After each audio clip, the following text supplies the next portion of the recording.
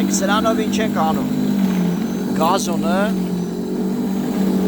քանի որ ընդհանրապես տեղի գազոնը այրացիա չէր արված, նույնիսկ եթե այրացիա արված էր, ամեն վաղ գարուն, այս սարքի միջոցով, նայեք, ինչ են կրիշկ են հանել, շուշուտ ալացվում, սենց անում ենք, հետո հավաքում։ Մի քանի տակ շում ենք, այս հողի դաշտով, շում ենք լրիվ ինքը սանում այրացիա անում, այսինքն ինչ անում, նայեք, կիսա մեռած, կիսա փթած, դե եսի մի քիչ պետք է ավելի վաղուց արվեր, եսի մի քիչ տաք մարզում ենք, հանում ենք սրանով, այսինքն ոնց որ որպեսի փունջ առանձնացած գազոն չլինի, այլ հարթ, խիտ մակերեսով, այսենց համաչափ կտրվածքով բան լինի։ Սրանով ինչ եմ ուզում ասեմ, որ այրացիան գազոնի խնամքի համար պարտադիր բան է։ Հատկապես այս այրատերները, ճիշտ է որ մեր բենզինովը զբաղված էր, այս էլեկտրականով ենք հիմա անում, մի քիչ ժամանակատար է,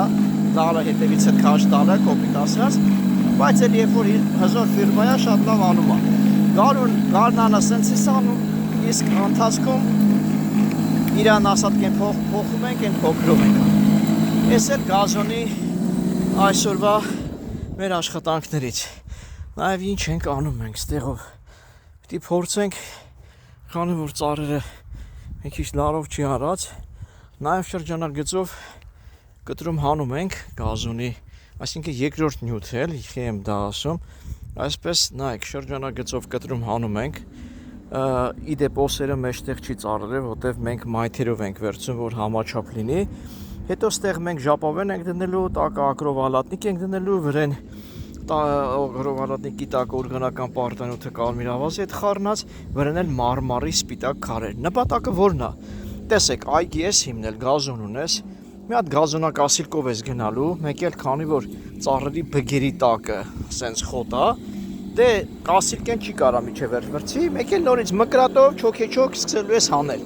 Ծառա չես կարա տրի մերով անես, այսինքն արհեստական գործը բարդացնում ես։ Իսկ երբ որ կտրած հանած է լինում, եւ նույնիսկ գեղեցկության համար եթե մարմարի քարեր չդնես, ծառերի տակերը երբ որ բները կտրած հանած է լինում, լցված է լինում մեջ օրգանական պարտանյութ, օրգանական պարտանյութը գոնը վեգետացիայի ընթացքում